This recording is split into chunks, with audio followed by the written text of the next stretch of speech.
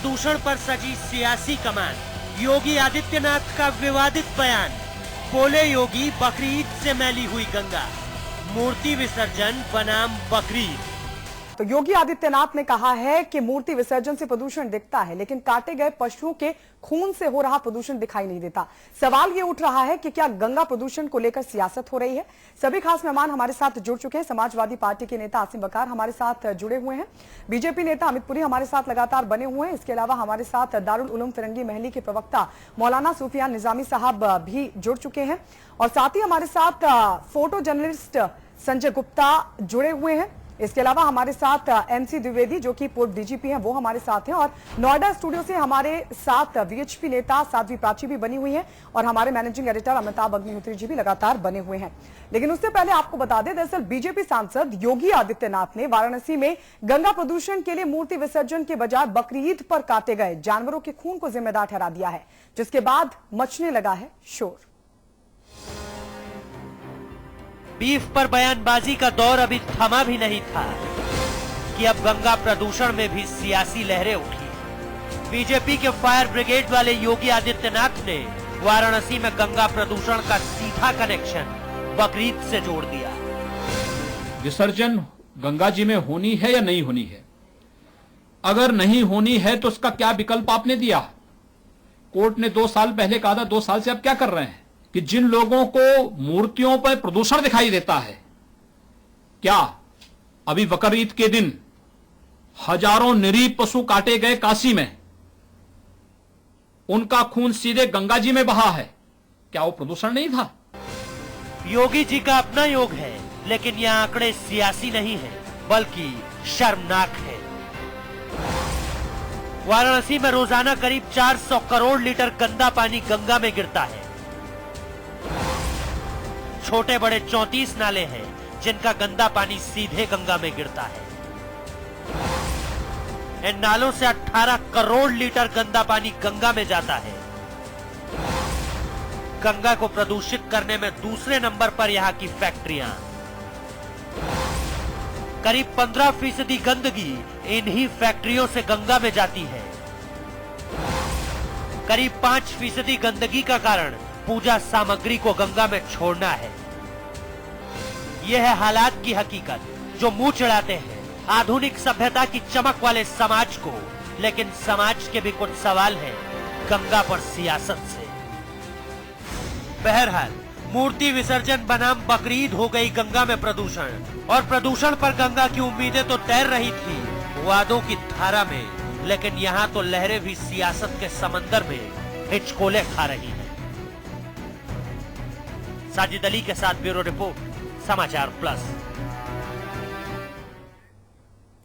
तो सभी खास मेहमान लगातार हमारे साथ बने हुए। सवाल ये उठ रहा है कि क्या गंगा प्रदूषण मसले को लेकर सियासत हो रही है। सूफियान निजामी साहब, आप ही के पास आना चाहूंगी। असल चीजें हमने देखी, असल कारण क्या है गंगा प्रदूषण के, उनको दरकिनार करके क्या गंगा प्रदूषण के गंभीर मसले को लेकर सियासत हो रही है?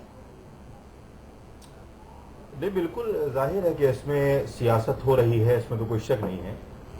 और दूसरी अहम चीज़ यह है कि ये जो फैसला किया है गंगा में मूर्ति विसर्जन या इस तरीके की चीज़ों को रोकने का, जिससे भी गंगा मैली हो, ये किसी मुसलमान ने नहीं किया।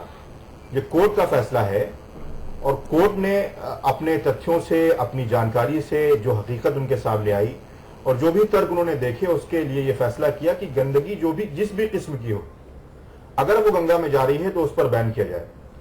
दूसरा अहम मसला यह है कि इस जो अभियान जो हमारे वजीर आजम साहब ने शुरू किया था स्वच्छ गंगा का, अगर एक आम आदमी उसकी मुखालिफत करे तो समझ में आता है।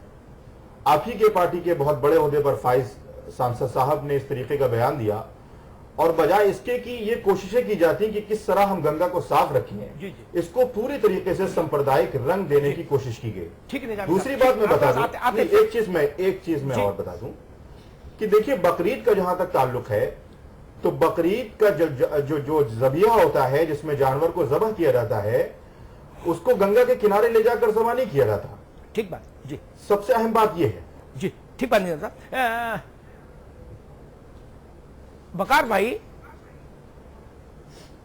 पूरे हिंदुस्तान में जितने यांत्रिक कत्लखाने हैं पशुओं के, ठीक है ना, यांत्रिक बड़े वाले, उनके अकेले 50% उत्तर प्रदेश में, ठीक, और अधिकांश गंगा के किनारे, अधिकांश एक, जितनी चमड़े की फैक्ट्रियां उत्तर प्रदेश में, टेंडरियां जितनी, सब गंगा के किनारे। Supreme court, high court, lower court, सारी कोर्ट, पार्लियामेंट, विधानसभा, एक नहीं 500 दफा कह चुकी ये बंद करो भाई, गंगा में नहीं जाए। कहीं कुछ हलचल हमें तो दिखाई नहीं दी बकार भाई। मैंने देखिए अमिताभ जी, जो बयान योगी आदित्यनाथ ने दिया है जी, मैं समझता हूं कि उनके किसी बयान को न तो मेरे जैसे लोगों को सीरियस लेना चाहिए और ना ही मेरे उनके सवाल को बयान सीरियस काबिल नहीं होते लीजिए। हैं। सुन लीजिए सर, जी, हाँ, मैं इसलिए कह रहा हूं कि अभी परसों की बात है, सुबह सुबह योगी जी एक बयान दे रहे थे अखलाक के मामले में, गौर से सुनिएगा, रिपीट करके देखिएगा कितने स्टैंडर्ड के इंसान है ये। वो कह रहे थे कि अभी कुछ सवा साल पहले, साल भर पहले अखलाक पाकिस्तान गया था और अवैध तरीके से पाकिस्तान रहकर आया और बाद में आके मस्जिदों में मीटिंग करने लगा। जिस आदमी की जो संसद में बकार भाई, है, मेरा सवाल जिसकी दूसरा था। नॉलेज इतनी नहीं है, ठीक है, अच्छी बात है, उनके अवैध तरीके से पाकिस्तान जाकर वापस आके हिंदुस्तान में रह रहा है, बकार भाई, मुझे नहीं पता है कि पासपोर्ट वीजे से गया। बकार भाई, जब आपने शुरुआत में कह दिया कि मेरे लिए उन पर टिप्पणी करना ठीक नहीं, मैं उनको इस लायक नहीं मानता, आपकी बात पर मैंने विरोध नहीं किया। मेरा सवाल तो इस लायक है कि आपका उत्तर आए कि नहीं है। देखिए माननीय न्यायालय, जो मैंने सवाल उठाया उस पर आप बोले नहीं, बाकी आपने कह दिया कि मेरा जवाब कंप्लीट हो गया। ये ठीक नहीं भाई। द्विवेदी जी, ठीक है, फिर आएंगे आपके पास। द्विवेदी जी, अदालत तो आज हमने एक आंकड़ा रखा, पूजन सामग्री से जो बनारस में गंगा प्रदूषित हो रही है उसका कंट्रीब्यूशन टोटल में 5% है, यानी 95-95% कारण और हैं, वो इंडस्ट्रियल हैं, वो और तमाम तरह के हैं जिनसे गंगा प्रदूषित हो रही है। सीवर की समस्या है, इंडस्ट्री की समस्या है, उस पर बात नहीं हो रही, कोहराम इस पर मचा हुआ है। द्विवेदी जी, देखिए दोनों ही तरह की गंदगी जो है वो ऐसी है जिसे नहीं किया जाना चाहिए। दूसरी तरह की गंदगी हो रही उसे भी रोका जाना चाहिए, लेकिन अगर पूजा सामग्री से गंदगी हो रही तो उसे भी रोकना हमारा कर्तव्य है अच्छे नागरिक के नाते। ये अलग बात है कि इससे 5% हो रही है, उससे ज्यादा हो रही है, तो इसका प्रबंध समग्र रूप से करना होगा, शासन को भी और जनता को भी मिलके। अगर हम सचमुच गंगा को स्वच्छ चाहते हैं तो हमें अपनी जिम्मेदारी स्वयं सोचनी होगी। साथ में यह जरूर है कि शासन को ऐसे चाहे टैनरीज हों चाहे बूचड़खाने हों, उन पर सख्ती से कार्रवाई करनी चाहिए कि जो गंगा में प्रदूषित कर रहे हैं उन पर अवश्य सख्ती से कार्रवाई। इसके विषय में सुप्रीम कोर्ट ने भी आदेश दिया है, तो ये हमारी जिम्मेदारी बनती है। लेकिन हम इससे ये नहीं कह सकते कि मूर्ति विसर्जन करने वालों की जिम्मेदारी नहीं है, उनकी भी जिम्मेदारी है कि वो ना वहां विसर्जित ना करें, जिससे कि वो गंदगी उससे अवश्य बढ़ती है। ठीक है द्विवेदी जी, ठीक है। द्विवेदी जी पुलिस के प्रमुख रहे, उत्तर प्रदेश के बड़े अच्छे डीजीपी रहे अपने समय के, इन्होंने प्रशासन की बात याद दिला दी। हमारे साथ संजय गुप्ता हैं, ये एक देश के बड़े अखबार के फोटो जर्नलिस्ट हैं। इन्होंने जो प्रतिकार यात्रा निकली जिसमें बनारस में हिंसा, पत्थर चले और आगजनी हुई, उसकी कुछ फोटो खींची। वो फोटो देश भर में, दुनिया भर में फिर वायरल हुई। ये घायल अस्पताल में पड़े हैं। एक मिनट जरा इनकी बात भी सुन ले कि प्रशासन कैसे काम करता है। द्विवेदी साहब ये भी सुन लीजिए। संजय गुप्ता जी, क्या हुआ था दोस्त? जी सर, जब गोदोलिया पर प्रतिकार यात्रा चल रही थी उस दौरान हिंसक झड़पें हो गई और उस दौरान पुलिस वाले जो है कि पत्रकारों की गाड़ियों को निशाना बना रहे थे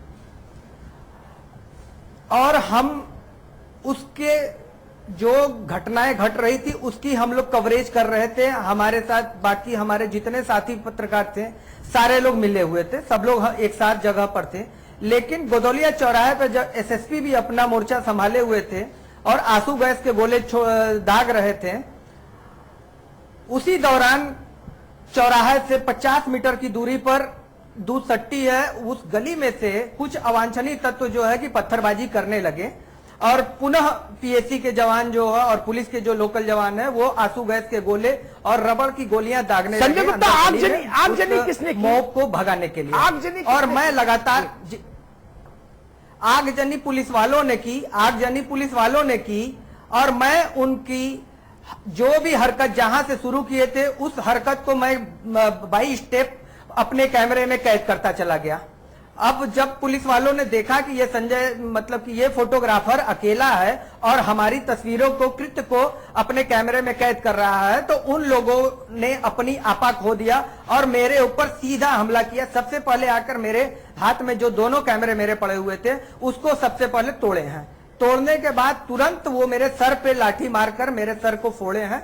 जब और उसके बाद जब मेरा खून सर से बहने लगा, उसके बाद ये 25 की संख्या हो गए, सब जुट गए एक साथ और मुझे लाठियों से पीटने लगे और मैं दौड़ते हुए सड़क की ओर भागा। जब मैं सड़क पर आया तो एसएसपी जो है चौराहे से देख रहे थे और उन्होंने दौड़कर मेरे पास, वो स्वयं और मेरे कैमरामैन साथी, जिसमें कि आपके भी चैनल का कैमरामैन दौड़ते हुए आया और उसके भी कैमरे पे लाठियां लगी और मेरे साथ 4 कैमरामैन और थे, जो विकास रहा, शंकर रहे और भी कई लोग थे जिनके कैमरे को वो लोग टारगेट करके एसएसपी के सामने कैमरे को तोड़े। ये जो इन पुलिस वालों का कृत्य है, ये यूपी के जितने भी पत्रकार हैं, इन्हीं पर पता नहीं क्यों इनका खुन्नस रहता है कि सबसे पहले अगर कहीं हम लोग। संजय जी, आपने बड़ी महत्वपूर्ण बातें बताई और आपकी जो आपने जो फोटो खींची वो आज देश के और दुनिया के तमाम मीडिया पर छाई रही, पूरे दिन छाई रही वो फोटो। खैर, वो विषय नहीं था। मैं एक सच्चाई दिखाना चाह रहा था कि प्रशासन कहां खड़ा है। बनारस जैसे सेंसिटिव शहर में प्रशासन की सच्चाई को आईना दे। प्राची जी, एक मिनट, आप फिर मूल सवाल पर आते हैं। मैं संजय से सिर्फ देश को बताना चाह रहा था कि उस दिन हुआ क्या, सिर्फ उतना, वो विषय आज नहीं। प्राची जी, योगी आदित्यनाथ ने कहा कि मूर्ति से अगर प्रदूषण हो रहा गंगा में तो बकरीद पर बकरा काटने से प्रदूषण क्यों नहीं। मौलाना सुफियान निजामी साहब ने एक बड़ी वैलिड बात कही है। उन्होंने कहा कि बकरे गंगा के किनारे ले जाके नहीं काटे जाते। फिर ये मसला क्यों उठा भाई प्राची जी? देखिए, योगी जी ने जो कहा बिल्कुल सच कहा और सच सदैव कड़वा होता है। कड़वे को हर व्यक्ति पचा नहीं पाता, लेकिन कड़वे में नुकसान नहीं होता, लाभ होता है। योगी जी ने जो कहा बिल्कुल सच कहा और मैं उनका धन्यवाद करती हूं। वास्तव में जब विसर्जन से प्रदूषण होता है, बिल्कुल ठीक बात है, हम इस बात को स्वीकार करते, लेकिन बकरा ईद के दिन मूक पशुओं को, करोड़ों करोड़ों पशुओं को काट करके उनका खून कहां ले जाते हैं? सारा का सारा गंगा जी में बहाते हैं। और इस तरह से वो एक दिन नहीं, कई दिन तक पूरी की पूरे गंगा लाल, पूरे खून उसके अंदर जाता है। क्या वहां प्रदूषण नहीं होता? उससे प्रदूषण नहीं फैलता? लेकिन निजामी साहब तो इस बात से इनकार कर रहे हैं। लेकिन निजामी साहब कह रहे हैं कि भाई वहां घाट पर बकरा थोड़ी नहीं कटता है जाके। घाट पर नहीं, घाट पर भी कटने लगेंगे। घाट पर कौन रोक रहा है? कितने पशुओं को काटा जाता है? सारा का सारा खून तो गंगा जी में जाता है। हमें बताए निजामी साहब के वो खून कहाँ जाता है, जरा उसका बताइए। किधर भेजते हो गंगा के अलावा? कौन सी आपने समुद्र बनाया हुआ है उनके लिए? अमितपुरी जी, क्या वाकई जो खून होता है बकरे काटे जाने का, क्या वो खून गंगा में बहाया जाता है? अगर नहीं तो फिर योगी आदित्यनाथ ने ऐसा क्यों कहा?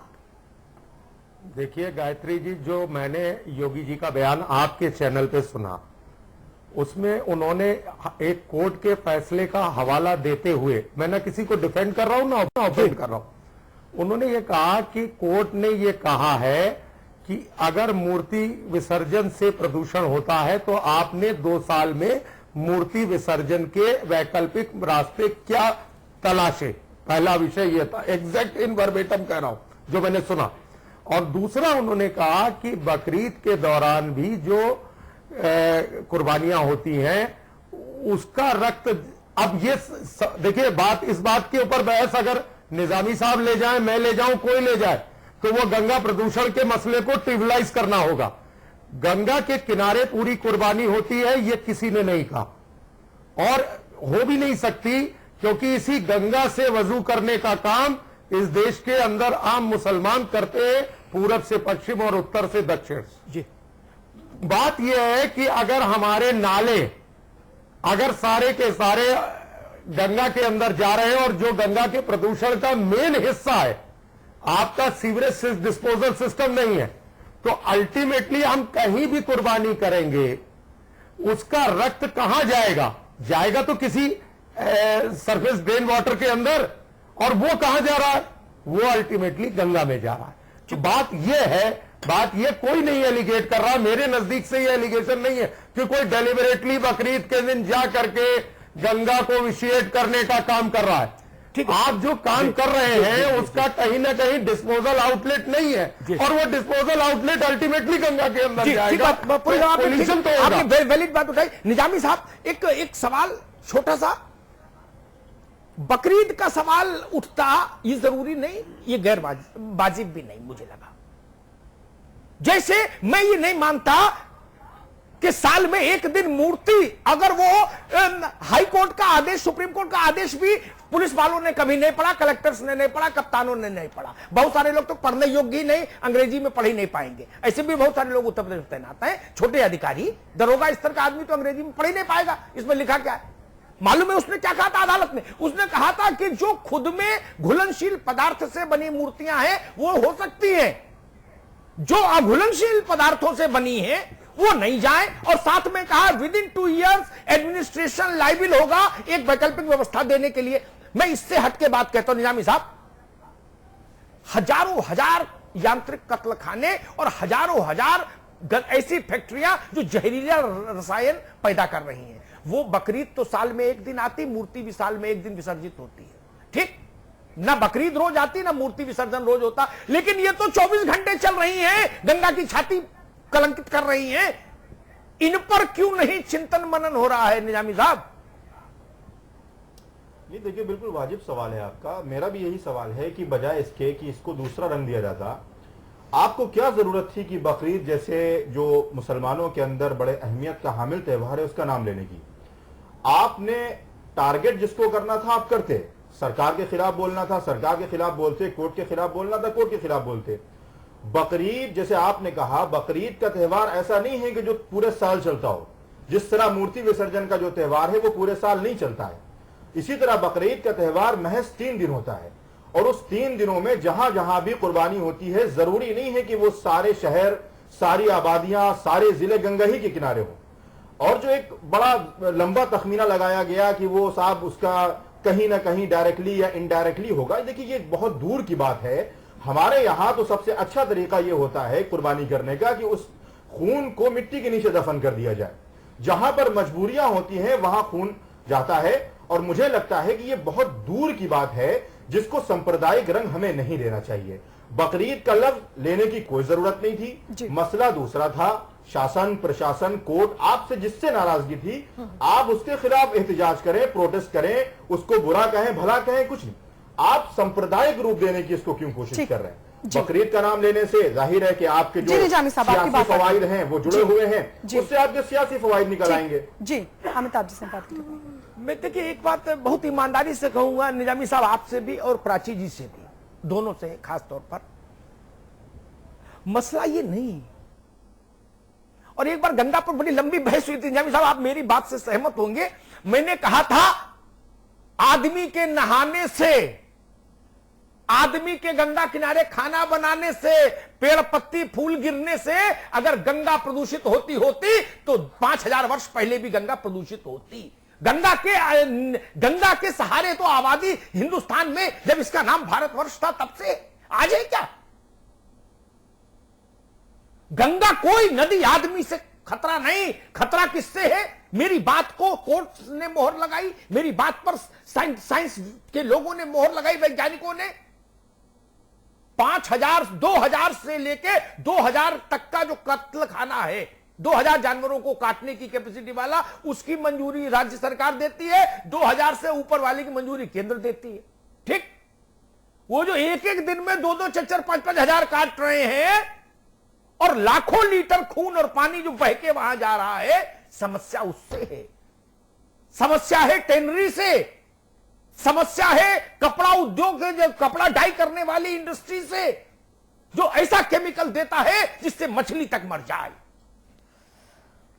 अदालतों ने उस बात को उठाया, उस पर किसी का चिंतन नहीं। हम कह रहे मूर्ति नहीं डालो, क्या समस्या है? अगर मूर्ति घुलनशील है तो क्या समस्या है? आए कोई वैज्ञानिक आधार पर सिद्ध करे। हाईकोर्ट ने नहीं कहा। हाईकोर्ट ने कहा कि अगर वो घुलनशील है, पानी में घुल जाए तो ठीक है, फिर कोई आपत्ति नहीं, लेकिन सीमेंट की मूर्ति डाल दोगे तो नहीं चलेगा। हमने आधी बात पढ़ी और संघर्ष पर उतर आए। बनारस की मूर्ख पुलिस ने यही किया। बाद में वही उसको कलेक्टर को करना पड़ा जो करना था, लेकिन अड़ गया और माहौल खराब कर दिया।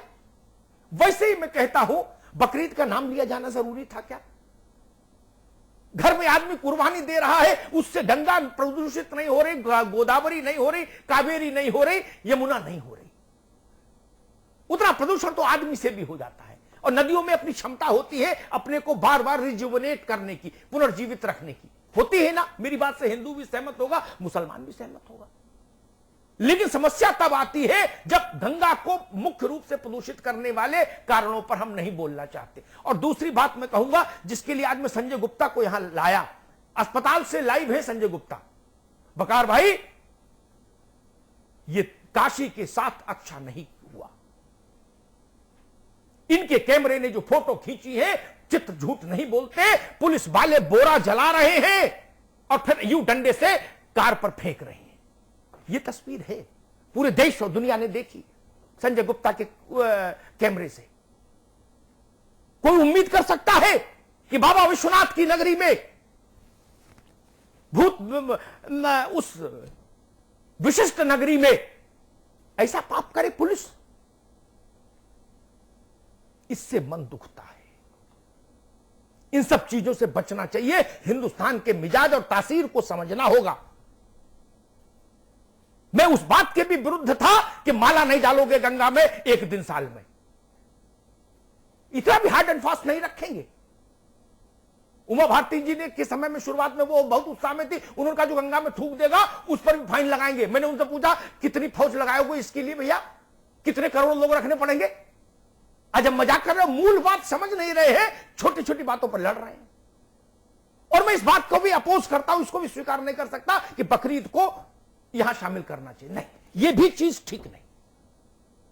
योगी जी को, निजामी साहब को, साध्वी जी को, द्विवेदी साहब जैसे बड़े लोगों को, और हम और अमित पुरी और असीम मकार जैसे छोटे लोगों को, सबको मिलकर काम करना चाहिए। गंगा केवल हिंदू की नहीं और केवल मुसलमान की नहीं। पानी मिलेगा तभी मुसलमान भी जिएगा और तभी हिंदू भी जिएगा, तभी सिख भी जिएगा, तभी ईसाई भी जिएगा। गंगा लाइफ लाइन है पूरे हिंदुस्तान की, पूरे हिंदुस्तान। निजामी साहब गलत तो नहीं कहना, गंगा केवल किसी एक की नहीं। गंगा नहीं तो हिंदुस्तान जिएगा कैसे? यही रास्ता बता दो। मैं तो कहूंगा, लेकिन जिस आदमी ने बनारस में गंगा की मुक्ति के लिए, गंगा के प्रदूषण मुक्ति के लिए सबसे ज्यादा काम किया, अभिमुक्तेश्वरानंद, उनकी आपने कमर तोड़ दी लाठी मारकर। किसी से पूछ लीजिए जाके बनारस में, निजामी साहब, हर आदमी कहेगा कि स्वामी अभिमुक्तेश्वरानंद ने गंगा के सफाई के लिए सबसे ज्यादा चेतना फैलाई। उसी को पुलिस वालों ने घायल कर दिया, उन्हीं व्यक्ति, उस संत को। क्या तरीका है? और कहीं आपने सुना कि पुलिस आगजनी करे? संजय गुप्ता किसी पार्टी के आदमी नहीं, ये टाइम्स ऑफ इंडिया के फोटो जर्नलिस्ट हैं। सुलगती चट्टान धधकती बारूद के भी नहीं। काली रातें गुलाबी दिन, देश के बहुत सम्मान्य अखबार के प्रतिनिधि हैं। ये चेहरे बताते हैं कि हम लोग किधर जा रहे हैं। इससे बचना चाहिए। और बकार भाई, आपसे निवेदन करूंगा, ये पता लगवाइए कौन लोग हैं जो काशी के जरिए हिंदुस्तान के अमन में जहर घोलना चाहते हैं। काशी, अजमेर, मथुरा, कुछ शहरों का खास महत्व है। वहां एक चिंगारी भड़केगी तो उसकी लपट दूर तक जाएगी। ये निवेदन कर रहा हूं, उत्तर प्रदेश को बचाइए। बकरीद और मूर्ति विसर्जन को गंगा के पाठ पर लाके लड़ाने का काम मत करिए। बहुत बहुत धन्यवाद।